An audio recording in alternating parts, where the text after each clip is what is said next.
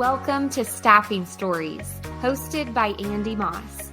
Andy has been in the staffing industry for over 25 years, first as a recruiter, then eventually an account manager and business owner. This is the podcast where we sit down with fellow staffing owners to get the real stories of the successes, the failures, and the lessons learned along the way.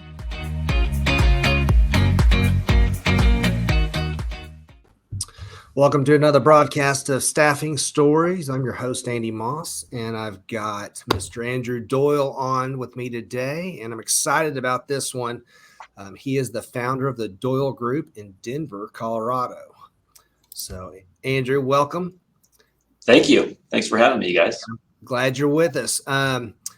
This podcast really interests me a little bit because you're a tech guy, and I own a tech staffing firm. So I am hoping to learn all the mistakes that I've made and all the successes you had. So I'm here to soak it up. There you go. We'll fire away.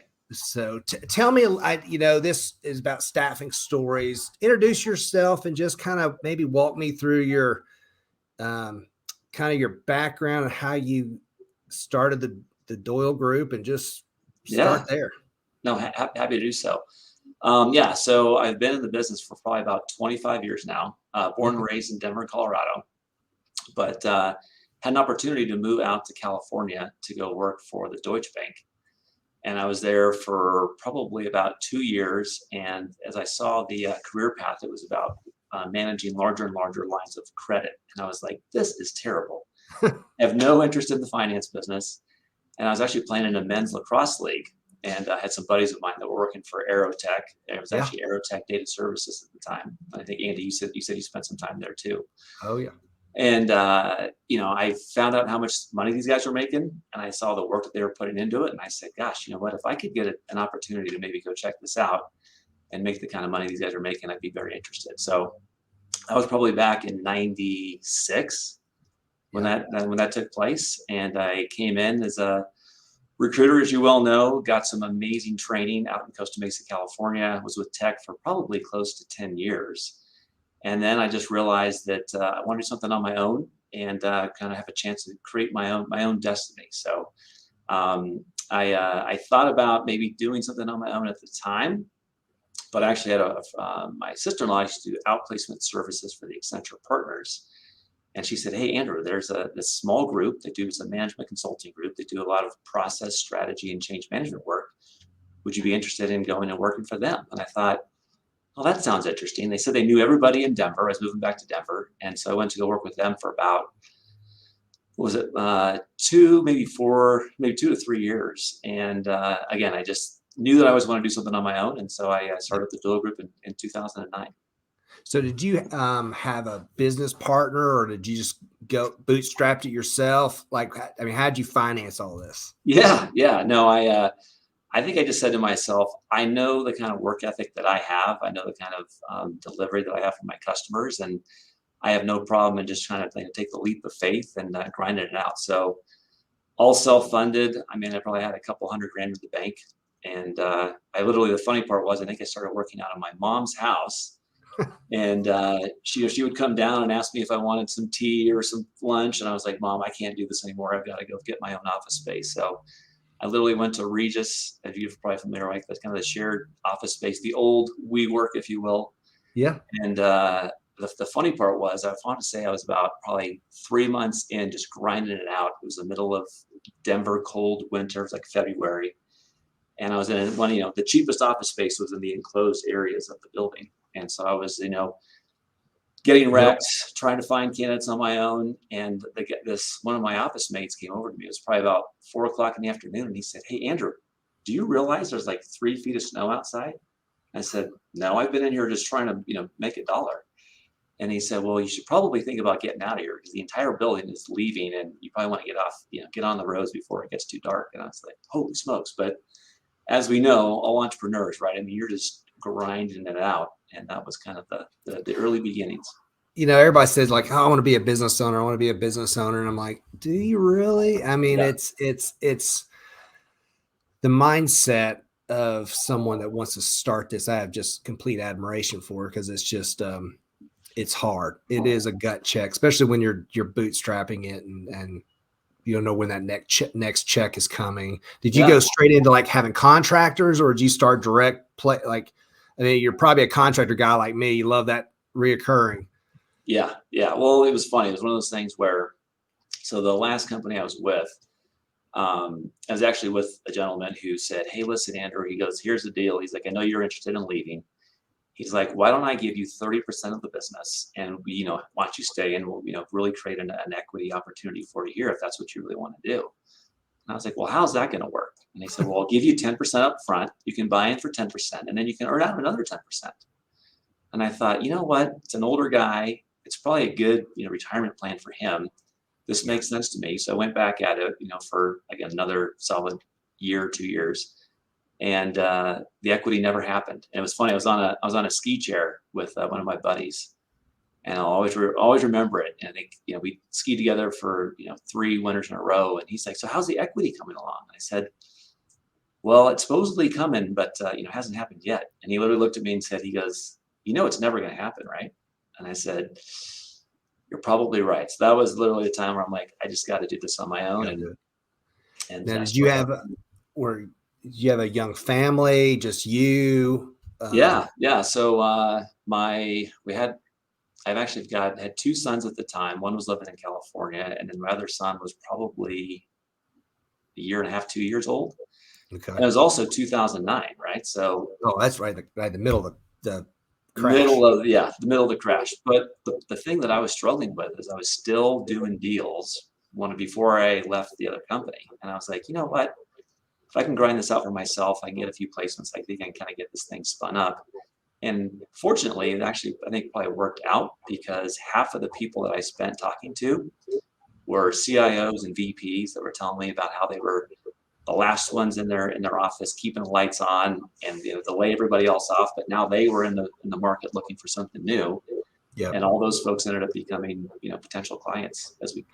And that's funny you remind me, because I remember I started in 2007. Okay. And my trick was I talked to every CFO, CIO, CEO, because they were on the job boards and stuff, and just built relationships with those guys. And then 2010, 2011, I started reaping some of those relationships.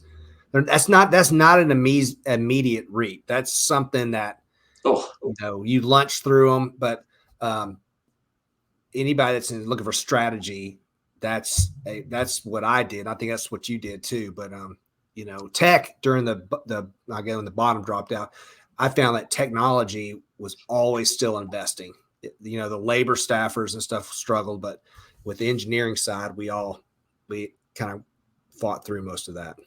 Well, and the way that I've kind of seen the marketplace, right, is that I've been through the .com boom and bust when I was with tech, and then the Great Recession, which is when I started my business. And the reality is that I think if you're a CFO or anybody in finance, things get tough. You cut deep and wide, right? I mean, you get to the point where it's almost bleeding. And then the business comes and they say, "Hey, listen, we've got this idea," especially if it's technology. I think that's the same thing we're in right now for some of those companies that are hitting that recessionary concerns, is they say, "I've got an opportunity to innovate or automate.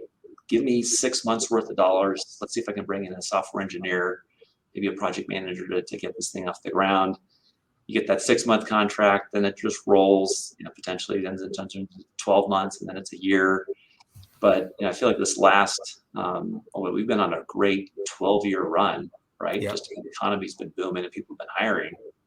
That it was the shift of, hey, listen, if we're going to hire, let's get rid of the consultants. And so we've seen a lot more full-time work lately versus the contract, but I think that could change a little bit. And then you have all the nearshore thing, which I think is kind of the new game on the street, is people trying to say, listen, we can't afford to pay market rates. We don't want to go to India, right? We don't want to go offshore because of the time zone issues, and it's not as cheap as it was. Can we look at nearshore? So we're actually starting to make some partnerships with some nearshore opportunities, and trying to build that business as well. Do you have a philosophy when you hire recruiters finding a recruiter that kind of is tech savvy versus a kind of a general recruiter? Because I'm thinking in my head, I hired differently for my tech side. Yeah. What are your thoughts there? Yeah, honestly, I think the biggest thing for me and the way that we've always really presented ourselves is we've got two clients in every search. One is the end client that we're recruiting for, and it's the candidate that we're also servicing. Yep. And I think if you spend the time and energy to really getting to know who the customer is and what's going to work well in their environment, and then you do the same kind of approach with the candidate about identifying what are their triggers, what's the culture they want, is it the remote, is it the dollars, is it the training, that you really put your time and energy in investing in the people. And then if you can make that connection, I don't know if it really matters what type of technology, because I think the technology, or I think recruiting itself kind of comes. Yep. I think it's more about just being, a person who really cares about bringing solutions together and bringing people together so that they can do great work together. Are you into the remote recruiter, or are you more into the office? Yeah, so obviously pandemic threw everything on its head. I used to say that our strength was we've got this really solid network of talented engineers and architects, because we primarily play kind of more in the software space. Okay. And then the pandemic hit, and our clients were saying, we don't care where this person sits; they can be anywhere across the United States. And so our model is, from a recruiting standpoint, we're working with folks typically all across the country now. I think we're in 14 states, where 2 years ago we were basically in Colorado. And then on the recruiting front, we're big fans of bringing everybody into the office for 1 day a week, but we've got people that live an hour away. When one woman ended up moving into the mountains, and so she loves the fact that she can, do her job. She's an amazing recruiter, and she can come down. Actually, today's our day in the office, so I got the team here today. I always find it interesting, everybody's working environment. We're more in the office. We have not had luck with remote recruiters, and it's worked for us. I mean, we're here in East Tennessee on the other mountain range than but it's I just find that interesting. It sounds like Denver itself is becoming a more of a tech hub. From my research, it sounds like it's an exploding city. Is that what you're finding? Yeah, no, I would say, we're always seeing information that comes in. You've got, obviously you get your coasts, right? I mean, the Bay Area in New York has always been cranking away. Austin has been, I think it's definitely ahead of Denver in terms of just kind of the tech market. You've had a lot of tech companies that have recently moved here, opened up satellite offices here. Yep. But then I think even just the fact that, you bring in young people that like the outdoors, often that I think bodes well for people in technology. And that's what Denver has to offer, right? I mean, it's kind of the ultimate playground where you can be in the city and get great food, but then also drive an hour away and you're skiing in the Rocky Mountain Powder, right? That's and we're like Knoxville, where I'm based at, and we're 45 minutes from a trail in the. It's great. I mean, we love it here, but it's a destination. Tennessee seems to be a destination for the outdoors, which is good. I'll have to come out and go ride with you, Andy. Well, just to kind of wrap it up, I mean, what would be a lesson that you've learned the hard way in your business? I would say, the hard part is scaling, right? I think every entrepreneur has your idea of what you want to do, and then it's how do you scale that, and how important it is to bring in operational type support. Yep. The processes that can be repeatable. So on the sales front, we've really tried to bring in we've ended up getting a sales coach, and this kind of bodes well with your question, Andy, is that, as a small business, you can't afford the CFO, right? You can't afford the best sales training. All these things you can't afford, but what you can afford is a fractional, right? And so we've got a fractional CMO, we've got a fractional sales coach, we've got a fractional CFO. And I think that's really allowed us to bring in best practices of thought leaders. Sorry about that. You're fine. Hey, that's the next rec right there. Yeah, there you go. Exactly. Closing deals. Well, I think if you realize that there's a network out there of people that are now working fractionally, right? That are amazing talents that don't work for the Fortune 500 that you can actually take advantage of, and they can help guide you as you continue to grow your business. Well, everything's been great to have a conversation, and finally nice to meet you face to face. And I really appreciate you coming on Staffing Stories and kind of giving us a background of your company. I wish you all the best, and thank you for being on. Absolutely. Thanks so much, Andy. You guys have a great day. All right. Thank you. All right. Bye-bye. The Staffing Stories podcast is brought to you by 3DIQ, founded by recruiters for recruiters. 3DIQ's industry-leading product suite complements your submission process in Bullhorn from start to finish and helps you deliver a cutting-edge customer experience. Triple your placements with our powerful resume submission platform, candidate marketing, and client portal. Visit 3diq.com/stories to learn more.